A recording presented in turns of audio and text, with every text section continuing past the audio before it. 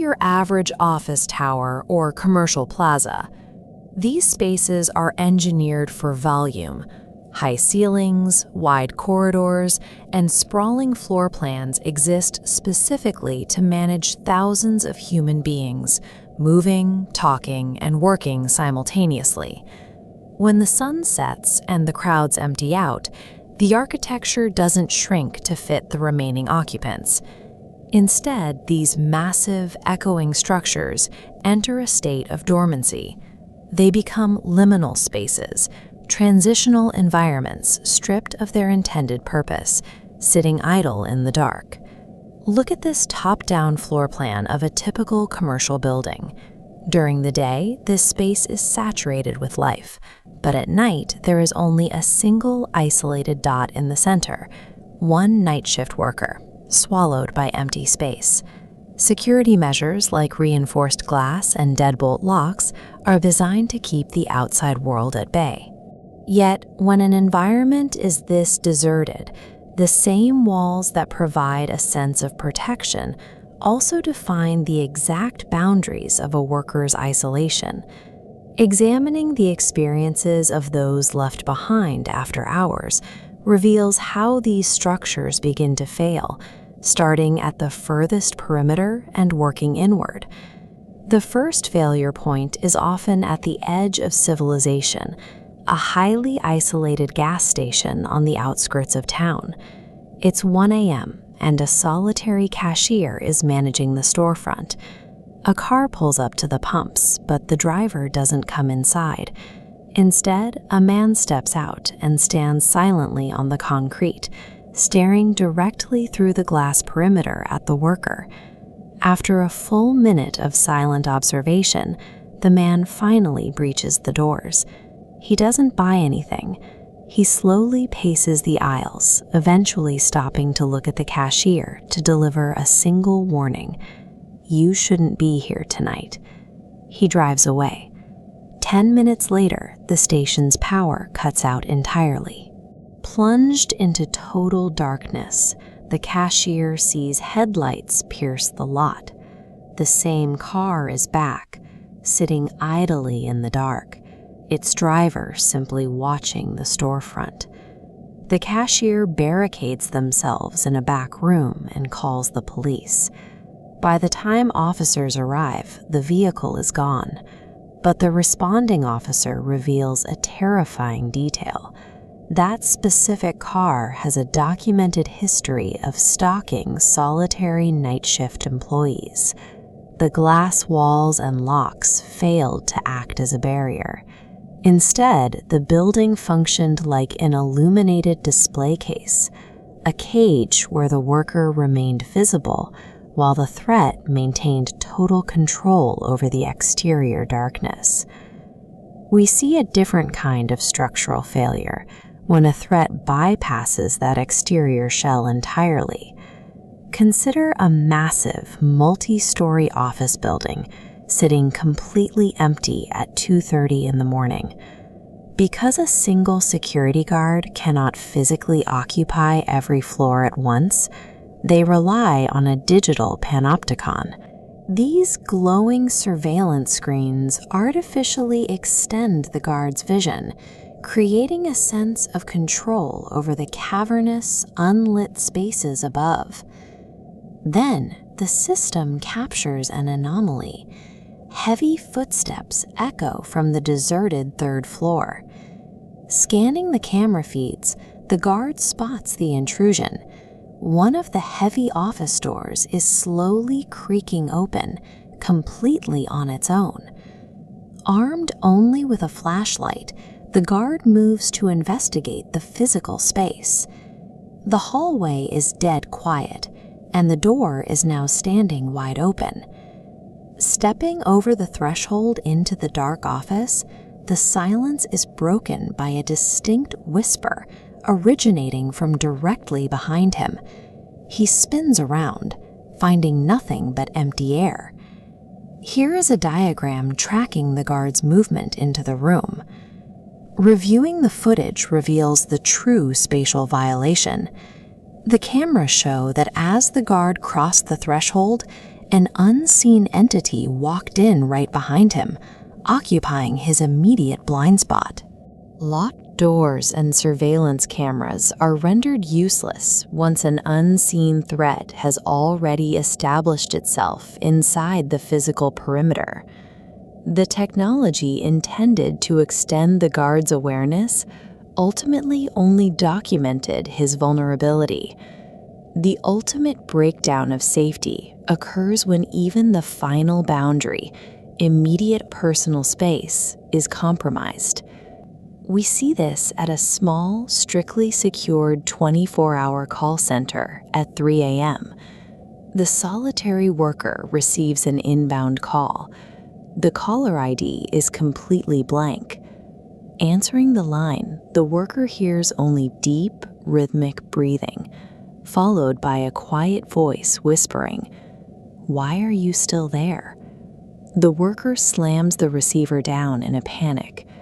Almost immediately, the phone rings a second time. This diagram maps the room's physical layout. The worker is seated at a terminal in a clustered desk pod, alone. Examining the internal routing, the origin of that second ring becomes clear. It is originating from the terminal directly next to the worker's chair. The threat has successfully bypassed the external perimeter, infiltrated the building, and breached the final boundary of immediate personal space. The sanctuary of the office has completely collapsed. Across a rural gas station, a sprawling office block, and a locked call center, we see a consistent breakdown of spatial boundaries. The perimeter becomes an illuminated display, internal surveillance becomes a false comfort, and physical proximity is entirely violated. Night shift labor exists in an environment stripped of society's natural protective layer, the ambient presence of other people. Without a crowd to dilute the focus, a solitary night worker is left exposed. They operate in an unfiltered environment, serving as the sole focal point for any physical stalker or unexplained anomaly that crosses the threshold. Modern architectural spaces are designed for collective human safety. When inhabited by a single person in the dark, the very features intended to provide security often fail to offer any protection at all. Some nights are simply better left alone. If you found these structural breakdowns terrifying, make sure to subscribe and let me know in the comments if you want a part 2. Scroll through Reddit, TikTok, or YouTube long enough, and you will inevitably stumble into a very specific subgenre of internet horror, the night shift story. Thousands of threads document the exact same experience. Logically, an empty workplace should be the safest, most peaceful environment imaginable. There are no crowds, no unpredictable variables, and nobody to bother you. Yet people working these hours consistently report an overwhelming, irrational sense of dread. This diagram of the human circadian rhythm explains why. At 3 o'clock in the morning, our core body temperature and alertness levels drop to their lowest points. The brain doesn't process a night shift as a simple schedule adjustment. It registers a severe environmental mismatch. We are biologically programmed to be asleep. When we force ourselves to stay awake during this window, the terror we experience follows a highly predictable 3-step escalation. It begins with abstract psychological dread, compounds into localized panic, and bleeds into visceral, real-world danger. Breaking down these 3 stages reveals something unsettling. That creeping fear of the dark isn't an overactive imagination at all. It is an evolutionary warning system functioning exactly as intended. The first stage of vulnerability starts quietly. take the account of a lone security guard assigned to a 10 p.m. to 6 a.m. shift in a sprawling, deserted office building.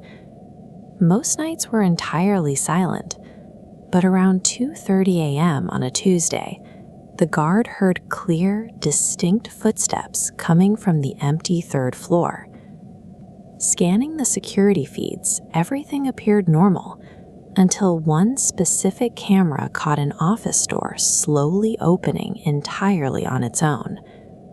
The guard went upstairs with a flashlight, found the hallway empty, and walked into the open office. That's when he heard a whisper directly behind him. He spun around to an empty room. But reviewing the footage the next morning showed him walking through that door and a distinct, unnatural shape gliding in right behind him. He quit that same day. Architecture gives us a framework for why this happens. An office building at night is a classic liminal space. It is an environment specifically designed to handle the noise and movement of hundreds of people. When you empty it out, the proportions and silence directly contradict human psychology. The total absence of expected sensory input forces the brain into hypervigilance. The threat detection system kicks into overdrive, frantically scanning for danger where none exists. When the brain can't find a threat in the silence, it occasionally manufactures one. During this first stage, isolation is the primary enemy. The very technology meant to provide security, like monitors and cameras, often just frames our isolation more clearly, forcing us to confront the ghosts our own minds create to fill the void. The second stage of vulnerability shifts from the environment itself to the tools we use within it. Consider a worker staffing a small, brightly lit 24-hour call center. At 3 a.m., the room is completely empty and the phones are dead. Suddenly, a call comes through with no caller ID. The worker picks up and hears only heavy breathing. After asking who's there, a voice whispers through the receiver, "Why are you still there?" The worker hangs up immediately. Seconds later, the phone rings again from the exact same number. But this time, they notice the ringing isn't echoing from the external line. It's coming from an empty desk directly across the room. This diagram illustrates the psychology of the internal breach. We instinctively build mental perimeters. The building is the outer wall. Our desk is the safe central node. An enemy banging on the front door is frightening, but an enemy that has already bypassed the walls entirely paralyzes the mind. Without the standard hum of daytime office noise, every device in the room becomes a potential hazard. The safe zone collapses. Routine communication tools mutate into localized vectors for terror. Once the physical boundary is proven useless, the worker realizes their isolation is absolute. There is nowhere left to retreat. The final stage of night shift terror leaves the mind behind completely. A lone employee is working at an isolated gas station on the outskirts of town. At 1 a.m., bathed in fluorescent light, the station sits like an island in the dark. A car pulls up. A man steps out, but instead of entering, he stands outside, staring fixedly through the glass. After a long minute, he walks inside, wanders the store in complete silence, stops by the counter, and tells the worker, "You shouldn't be here tonight." Then he leaves. The worker tries to brush it off. 10 minutes later, the main power to the building is cut out completely. Total darkness. Out in the lot, a pair of headlights flick on. The car has returned, and it's just sitting there, watching. The worker locks themselves in the back and calls the police. By the time a squad car arrives, the lot is empty. But the responding officer delivers a chilling reality check. The police have a file on that specific vehicle. It has a known history of tracking and following night shift workers. During daylight hours, society operates with a built-in defense mechanism called herd immunity. The sheer density of a crowd acts as a natural deterrent against predatory behavior. Bad actors are forced to hide. The graveyard shift actively strips that herd immunity away. The fear experienced here is no longer a trick of the light or a ringing phone.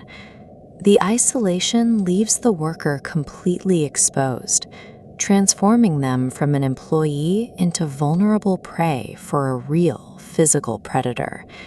We started with optical illusions in empty hallways, moved to the deep paranoia of an internal threat, and ended with systematic physical stalking in an empty parking lot. These accounts dominate the internet because they highlight a severe flaw in how we live today.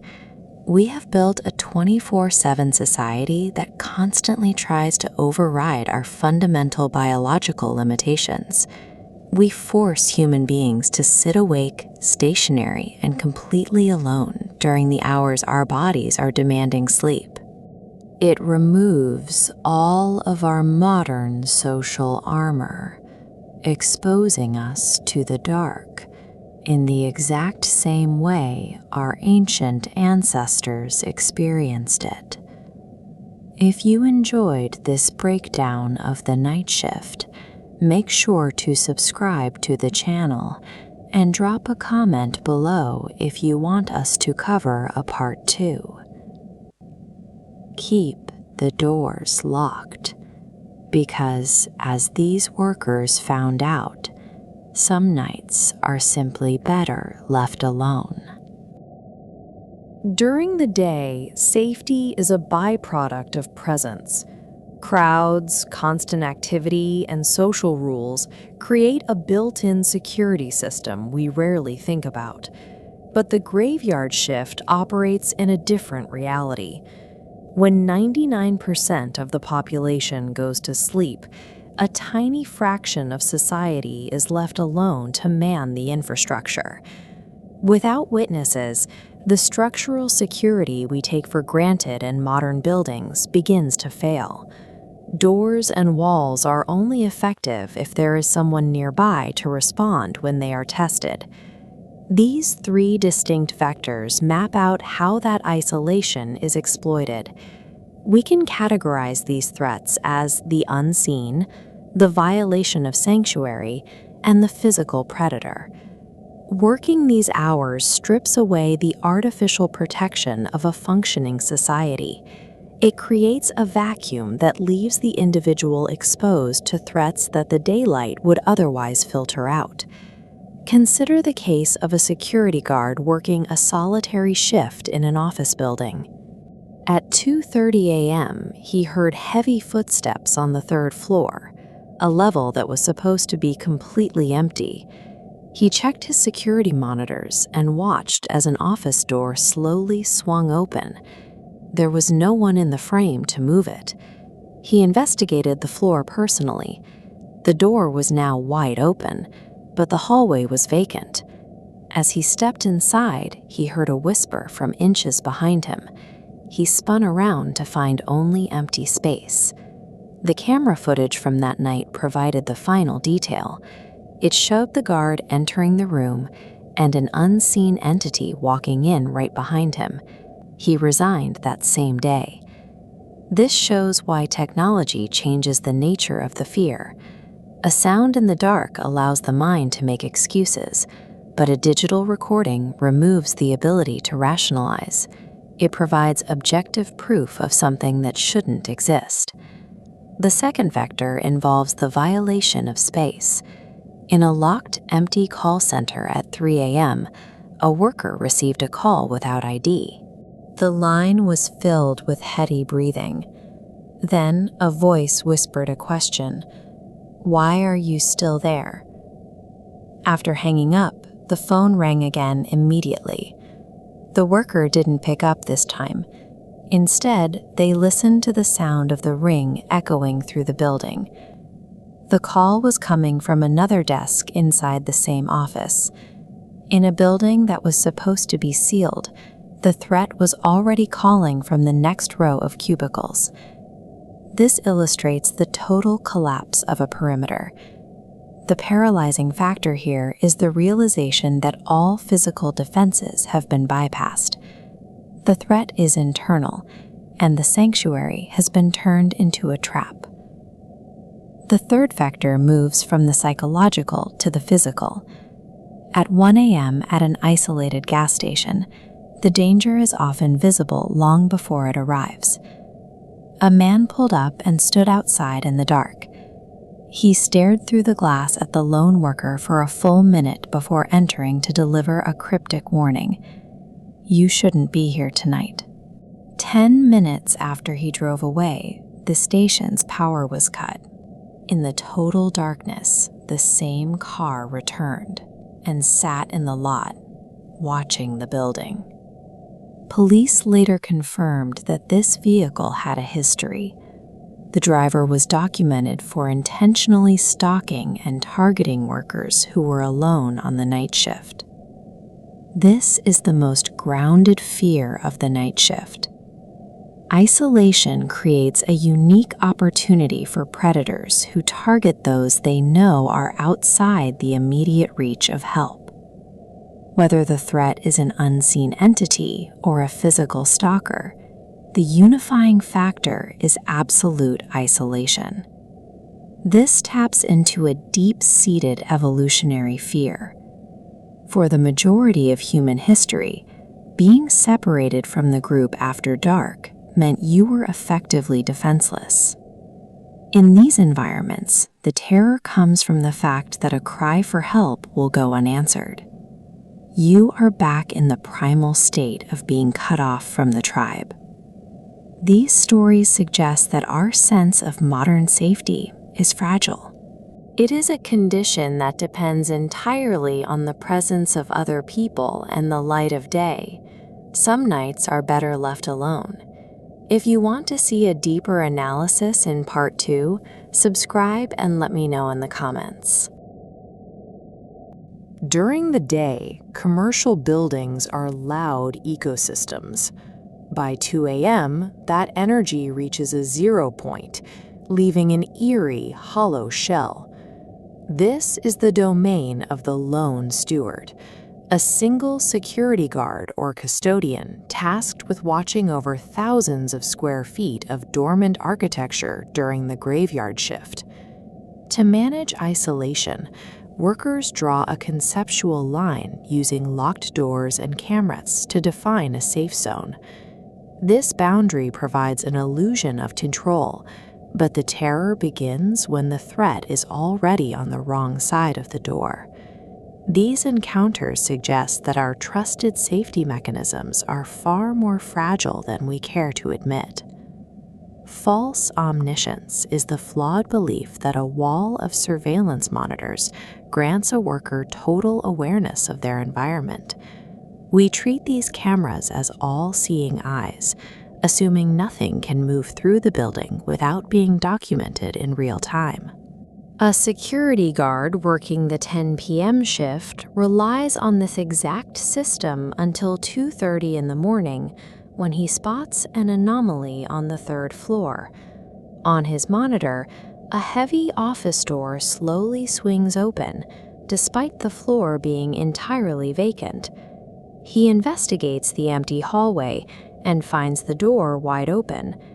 As he steps inside, he hears a distinct whisper directly behind him. He turns instantly, but the room is empty. He reviews the footage the next morning and finds the source of the whisper.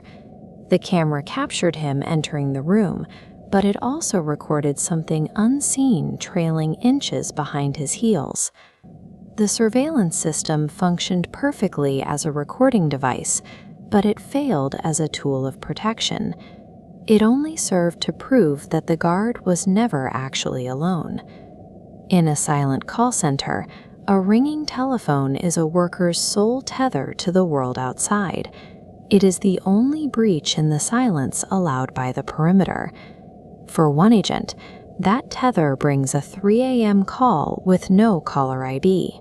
The line is filled with heavy breathing and a raspy, whispered question. "Why are you still there?" She hangs up, attempting to re-establish her boundary by cutting the connection. Seconds later, the same number calls back. She ignores the second call, but then she hears the ring. It isn't coming through her headset. It is coming from an empty, dark desk 10 feet away from her. By using the internal office network, the intruder demonstrates that the physical walls were bypassed long before the phone ever rang. An isolated gas station relies on a high-contrast perimeter, thick glass and blinding fluorescent lights that push back the dark.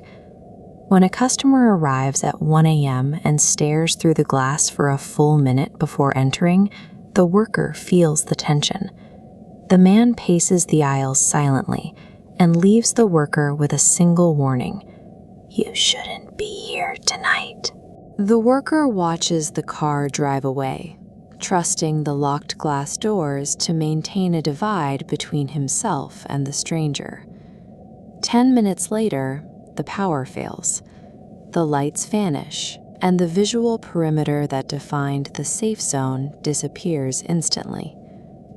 Headlights sweep across the lot as the same car returns to sit in the dark. The police later reveal that this vehicle has been linked to several reports of workers being stalked during their shifts. Without power, the gas station ceases to be a sanctuary. It simply merges with the darkness, becoming part of the stalker's territory. Locks, cameras, and lights are often just psychological comforts. These stories resonate because they highlight how easily those comforts can be stripped away.